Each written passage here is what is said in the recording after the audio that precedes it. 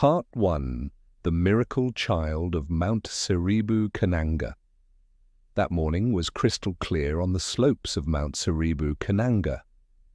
The young sun poured down its golden light, unveiling the mist and dew that clung to the tips of the wild grass.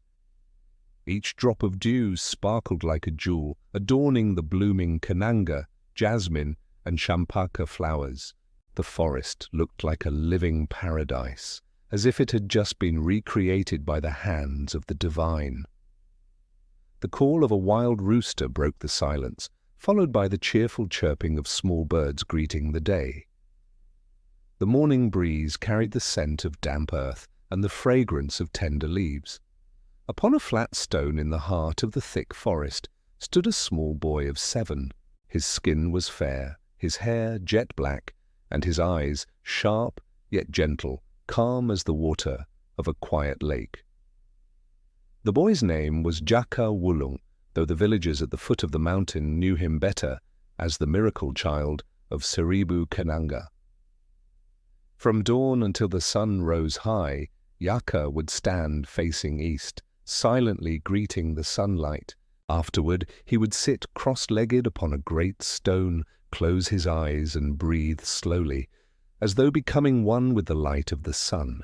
Each morning, his body would be drenched in sweat, as if he were drawing energy from nature itself. On full moon nights, he would sit bare-chested upon that same stone, absorbing the moonlight until his skin shimmered faintly. Unbeknownst to him, the pure essence of the sun and the moon had begun to merge within his being, forming a natural inner energy that would one day be known as Aji Suryaningrat. The people who lived around the mountain believed the boy was no ordinary human. They often came to him seeking leaves or roots for medicine. Jaka Wulung could identify the properties of any plant simply by its scent. He gave remedies to everyone without expectation or demand, asking nothing in return. Because of this, the villagers revered him as if he were a child born of the gods. Yet behind this wonder lay a sorrowful tale. 2 years earlier, when he was only 5, Jaka Wulung had witnessed his parents murdered by 3 robbers who attacked their home in the city of Giri Lenggang. The trauma silenced him completely, and he fled, wandering until he reached the forest of Seribu Kenanga.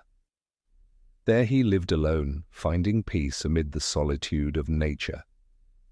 With his natural instinct and the healing knowledge inherited from his father, a traditional healer, Jaka learned to recognize leaves, roots, and flowers with curative power.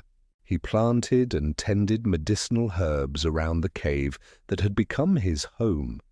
His days were filled with sunlight, herbal crafting, and helping anyone who came to him in need.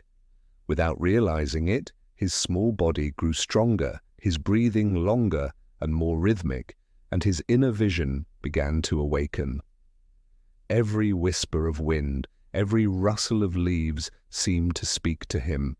Jaka Wulung had become one with the living spirit of nature. From that time on, the people who lived along the slopes of Mount Seribu Kenanga called him the sacred child of Mount Kenanga, the nameless healer believed to be the reincarnation of an ancient hermit.